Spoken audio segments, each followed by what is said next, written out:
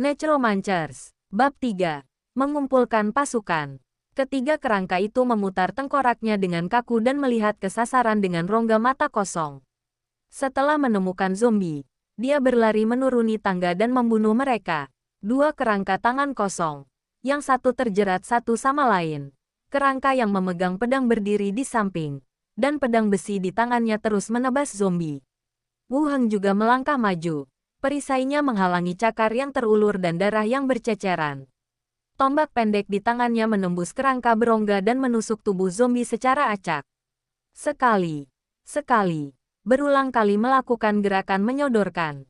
Alasan mengapa dia memilih tombak pendek adalah karena itu adalah satu-satunya pilihan setelah mencobanya.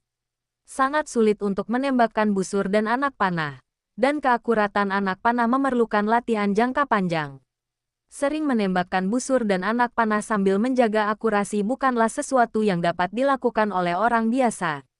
Pedang adalah senjata paling umum di kota Blackrock. Tetapi ketika dia mencobanya, lehernya hampir tergores. Jadi dia tetap mendengarkan saran pemilik toko pandai besi dan memilih tombak pendek. Tusuk dan pukulan juga bisa berakibat fatal. Sebagai pemula, memulainya relatif mudah dan tidak akan merugikan diri sendiri. Segera, dua zombie yang tertarik terbunuh bersama, dan mereka jatuh ke tanah dalam kekacauan berdarah, tampak menyedihkan.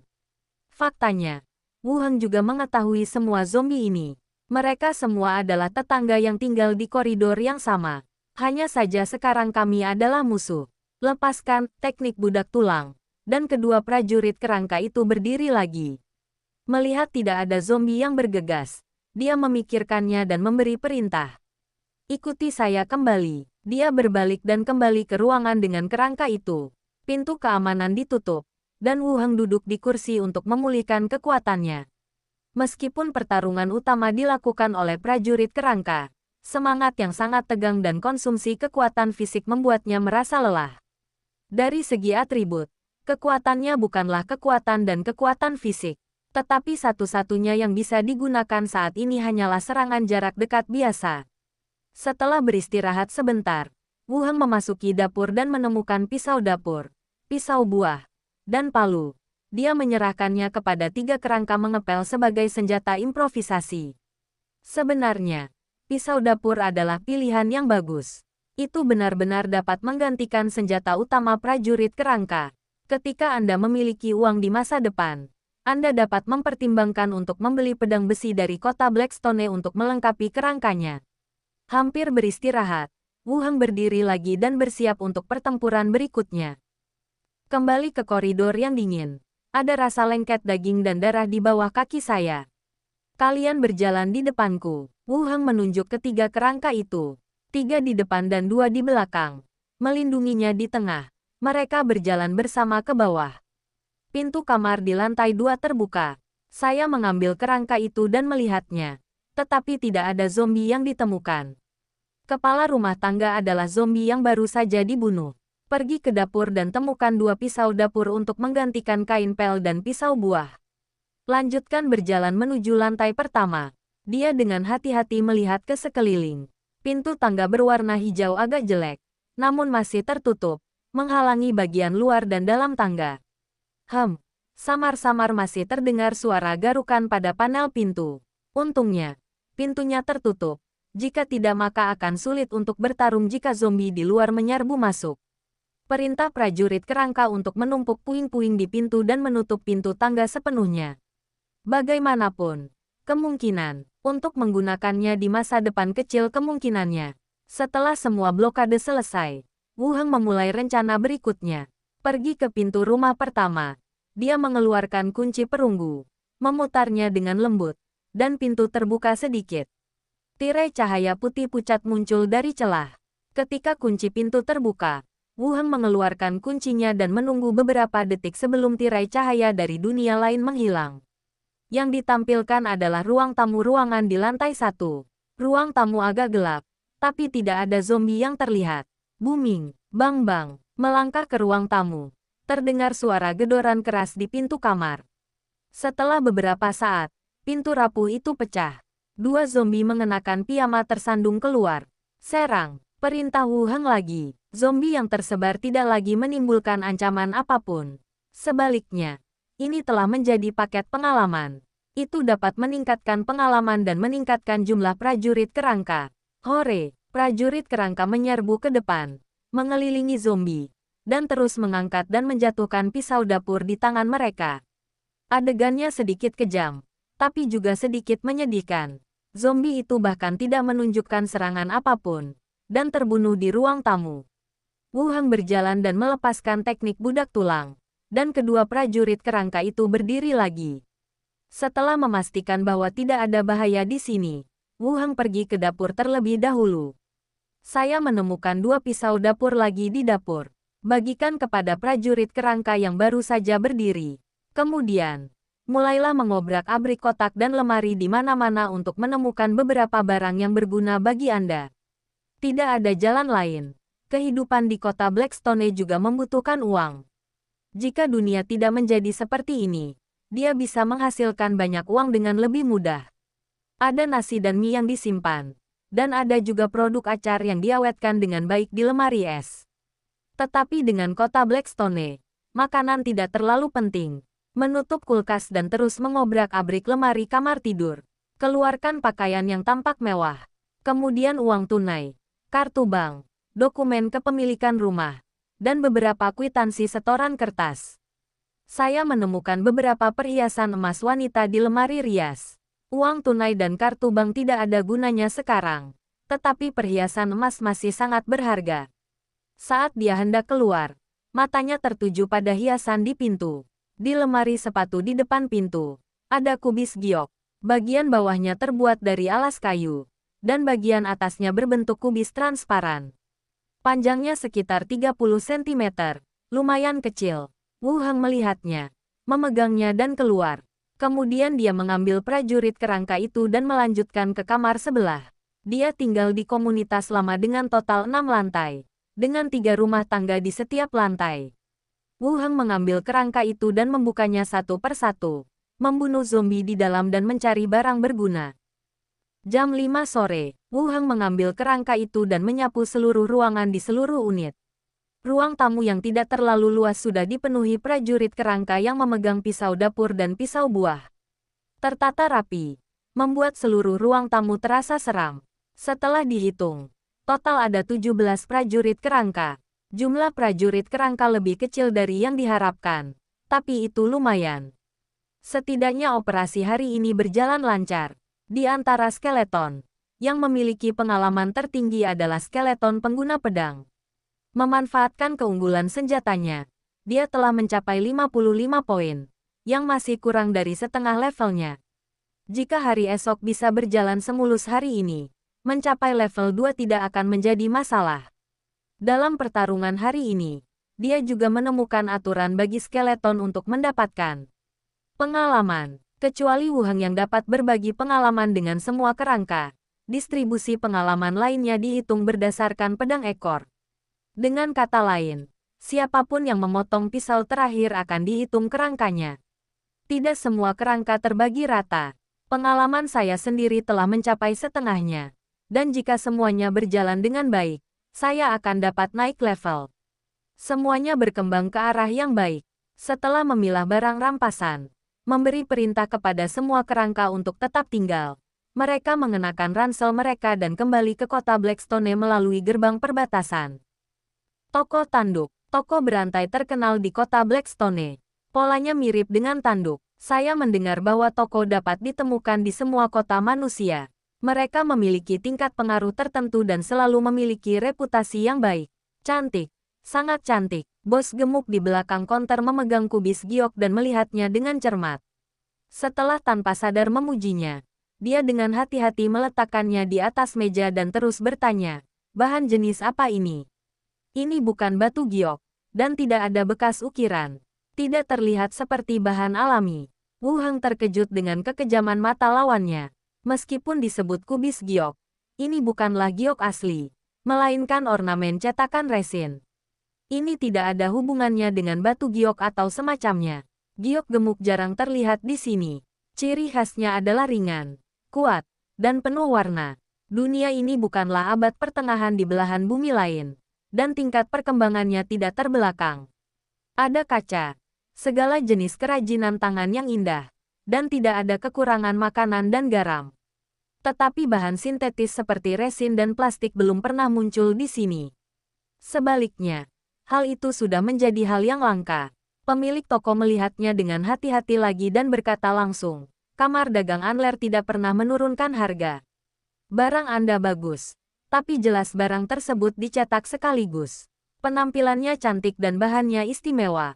Jika Anda bersedia untuk menjualnya, kamu bisa menjualnya di sini.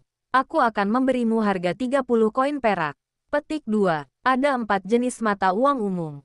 Sen tembaga, koin perak, dan koin emas. Meskipun koin emas adalah mata uang utama, koin ini jarang muncul di kalangan warga sipil. Koin perak dapat menyelesaikan pembelian dan penjualan sebagian besar item. Jadi daya beli koin perak sangat tinggi. Dalam pemahaman Wu Heng tentang mata uang, koin perak di sini setara dengan uang kertas 100 yuan. Rendah, Wu Heng berpura-pura tidak puas dan menggelengkan kepalanya. Lalu berapa harga psikologismu? 100. Harga yang diminta sangat tinggi. Pokoknya, jika Anda tidak setuju, saya akan menurunkannya. Jika Anda berkata lebih sedikit dan pihak lain langsung menyetujuinya, Anda akan merasa tidak nyaman. Tentu saja, harganya tidak boleh terlalu keterlaluan. Cukup pas. Saya khawatir harga ini sulit diterima. Ayo lakukan ini. 40 koin perak adalah harga tertinggi yang bisa saya berikan. Bos memberikan harga tetap. Wu Heng berpikir sejenak. Kubis giok tidak ada gunanya baginya. Dan tidak ada tempat lain untuk menjualnya. Jadi tidak ada gunanya baginya. Dia mengangguk dan setuju. Bisa. Bab 4. Pintunya tidak tertutup. Saat keluar dari toko, ada sekantong besar uang di ransel saya. Jika akhir tidak datang, Wu Heng dapat pergi ke toko emas untuk menukar emas dan perak, dan kemudian membawanya ke dunia untuk dikonsumsi langsung. Jangan katakan bahwa dia sekaya sebuah negara. Seharusnya tidak ada masalah untuk membeli beberapa pembantu dari dunia lain. Saya juga mendengar seseorang menyebutkan profesi druid di kedai minuman dapat berubah menjadi berbagai bentuk berbeda untuk memuaskan kebaruan pasangan. Anda, sayang sekali. Sudah terlambat untuk mengatakan apapun sekarang.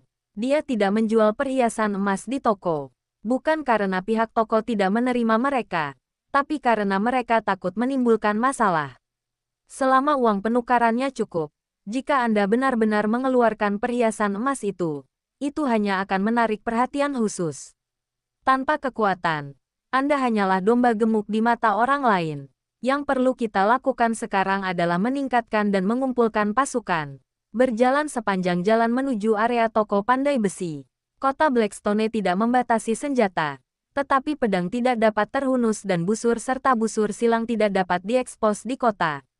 Ini dia. Apa yang ingin kamu beli hari ini? Sapa pemilik toko senjata. Apakah ada perisai yang lebih kecil? Ada satu di sini. Bos melepas sabuk pengaman perak kecil dan meletakkannya di meja. Wu Heng mengambilnya dan mencobanya. Rasanya cukup berat. Jika digunakan dalam waktu lama atau dalam pertarungan intensitas tinggi, itu akan menjadi beban bagi diri sendiri. Apakah ada yang lebih ringan? Bos memandangnya dan mengeluarkan perisai lain dari bawah. Ini digunakan untuk pelatihan anak-anak.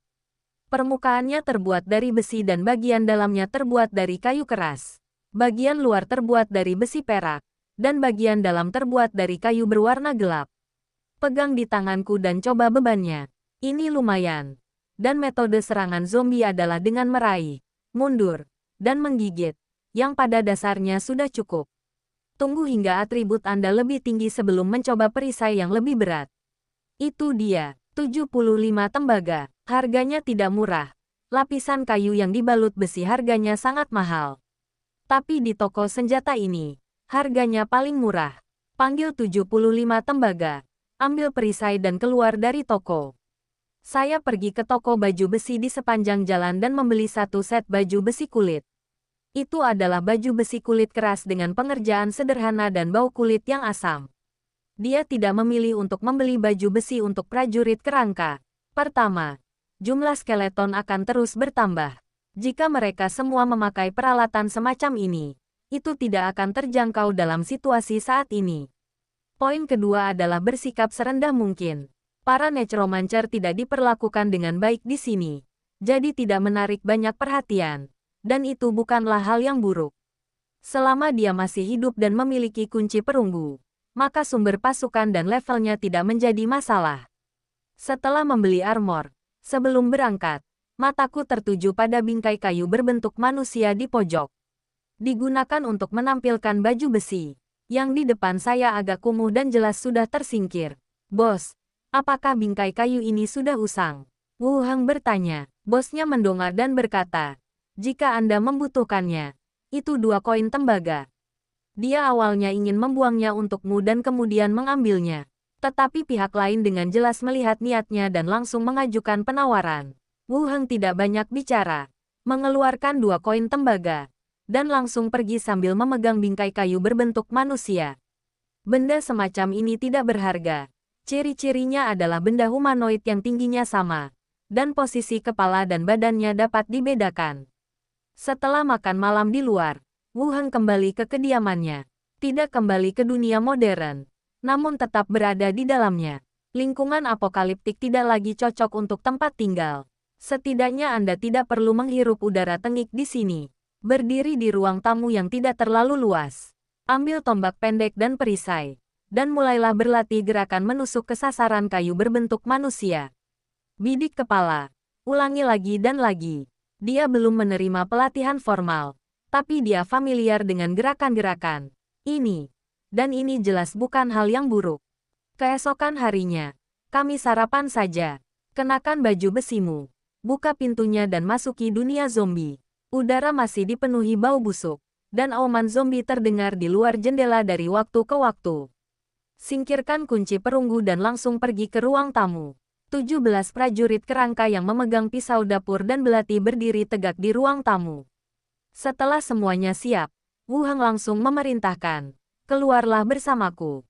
Zombie di koridor sudah dibersihkan, tapi baunya masih menyengat. Wu Heng membawa kerangka itu bersamanya dan pertama-tama turun ke bawah untuk memeriksa pintu tangga. Setelah memastikan bahwa pintu itu masih tertutup, dia berjalan ke atas. Sesampainya di lantai 6, ada pintu besi menuju platform atap. Idenya sederhana, pergi saja dari platform atap ke koridor unit berikutnya untuk terus membersihkan zombie dan terus mengumpulkan jumlah prajurit kerangka. Jelas tidak realistis dan tidak masuk akal untuk bergegas keluar dan menghadapi zombie yang berkeliaran di luar. Cara paling aman adalah dengan mengambil rooftop. Gunakan kunci perunggu untuk membuka pintu besi dan bawa kerangka ke atap. Atap dan tanah dipenuhi banyak puing. Yang paling mencolok adalah sangkar besi yang terbuat dari jaring besi. Merpati yang mati masih terlihat di dalam sangkar besi yang berkarat. Masyarakat sudah mengkoordinasikan pembangunan kandang merpati oleh pihak swasta, namun sepertinya tidak ada pengaruhnya. Di sampingnya sudah disiapkan jaring besi, batangan baja, dan semen. Mengaung, tiba-tiba terdengar auman zombie dari balik kandang merpati. 3 zombie melewati sangkar besi dari kedua sisi dan bergegas menuju sisi ini dengan gigi dan cakar terbuka. Ada zombie di atap. Kebetulan prajurit kerangka itu segera ditingkatkan. Melihat zombie yang bergegas mendekat, dia langsung memerintahkan, serang. Hore, ke-17 prajurit kerangka itu bergegas maju dengan pisau dapur dan menjatuhkan 3 zombie secara langsung. Pisau dapur jatuh seperti tetesan air hujan. Suara pemotongan daging bergema melalui atap gedung. Menghadapi kepungan banyak prajurit kerangka, ketiga zombie tersebut tidak memiliki kekuatan untuk melawan.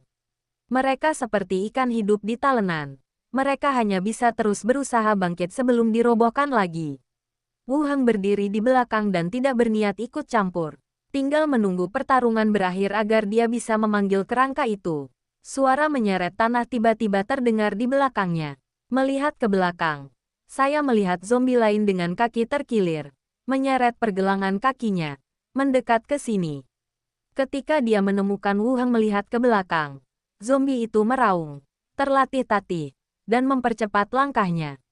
Bergantung pada, sebenarnya ada zombie yang ingin melakukan serangan diam-diam. Melihat kerangka tidak jauh di belakangnya, setelah memastikan bahwa kerangka dapat dimobilisasi tepat waktu, saya ingin mencoba menantang zombie di depan saya. Dia mengencangkan tombak besi di tangannya dan bergegas menuju zombie dalam langkah kecil, menghitung jarak di antara mereka dalam pikirannya. Ketika jaraknya 2 meter, kaki kiri melangkah ke depan dan membungkuk, dan tombak besi di tangan menusuk lurus ke atas. Puff! Kepala pistol langsung menembus tulang selangka zombie dan muncul dari belakang. Minggir, saya ingin menusuk mulutnya. Tetapi zombie itu lemas dan bergerak, menyebabkan tombaknya miring. Meski juga mengenai sasaran, namun posisinya tidak menimbulkan kerusakan fatal. Kekuatan gerakan maju zombie menyebabkan Wu Heng mundur beberapa langkah. Tubuh yang membusuk itu terus bergerak maju di sepanjang laras pistol, mengulurkan lengan abu-abunya yang layu, dan meraih wajah Wu Heng. Pegang perisai bundar di depan Anda. Mundur untuk mencabut tombak, dan sapukan ke seluruh tulang kaki. Bang gelombang klik, suara patah tulang terdengar. Dan satu kaki lagi patah. Zombie kehilangan keseimbangan dan terjatuh ke samping. Serangkaian gerakan dilakukan dengan lancar dan efeknya terlihat jelas. Zombie itu tidak seimbang dan jatuh ke tanah. Wu Heng melangkah maju dan menginjak punggungnya, menusuk satu demi satu dengan tombak besi. Setiap kali, dia membidik bagian belakang kepala zombie. Tetapi zombie itu berjuang keras dan melawan sama sekali. Selama pertarungan sengit, zombie tersebut berdiri lagi. Wu Heng mundur dan mulai berputar-putar bersama zombie tersebut sambil memastikan keselamatannya sendiri.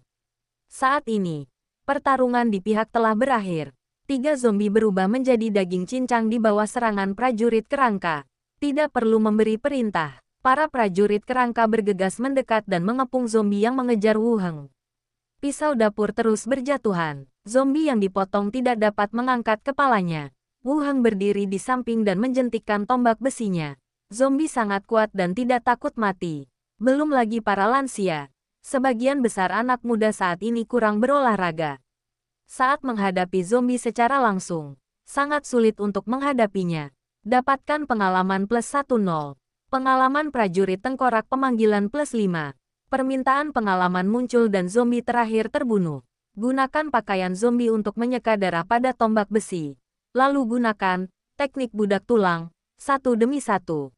4 kerangka berdiri satu demi satu dan bergabung dengan antrian prajurit kerangka. Sekarang ada 21 kerangka. 4 batang besi ditemukan di tempat dan diserahkan ke tangan keempat kerangka tersebut. Dengan apa yang baru saja terjadi, Wu Heng membawa prajurit kerangka itu dan memeriksa platform atap lagi untuk memastikan bahwa tidak ada zombie di beberapa lokasi tersembunyi. Baru kemudian kami sampai di pintu besi menuju tangga kedua. Ada banyak batu bata dan puing-puing yang menumpuk di depan pintu, yang seharusnya ditumpuk oleh zombie yang baru saja dibunuh. Saya hanya tidak tahu bagaimana mereka berubah menjadi zombie setelah mereka melarikan diri ke atap. Perintahkan para prajurit kerangka untuk memindahkan semua puing-puing ini. Pintu besi terbuka. Masih tercium bau anyir yang menyengat. Ada noda darah di tanah. Tapi tidak ada zombie. Wu Heng berkata dengan lembut, ayo turun. Hore, prajurit kerangka memasuki koridor, diikuti oleh Wu Heng. Satu-satunya yang mencapai level 2 juga disimpan di sisinya untuk melindungi dirinya sendiri. Tujuannya kali ini masih jelas. Periksa dulu apakah pintu di lantai 1 tertutup rapat, lalu cari barang di tiap ruangan. Ketuk-ketuk-ketuk, kaki kerangka menginjak koridor, dan langkah kaki yang padat terdengar. Meskipun suaranya tidak keras, namun sangat terdengar jelas di koridor yang kosong dan sunyi. Halo gelombang, hah gelombang, terdengar auman zombie di lantai bawah, diikuti dengan suara lari tergesa-gesa. Langkah kaki itu semakin dekat, dan 6 zombie menjulurkan kepala mereka dari sudut. Melihat sekelompok tengkorak turun ke bawah, mereka meraung dengan ganas dan bersemangat pada saat yang bersamaan. Membunuh mereka, Wu Heng pun memberi perintah secara langsung. Melempar, pisau dapur diangkat satu demi satu dan dilarikan menuju zombie di bawah.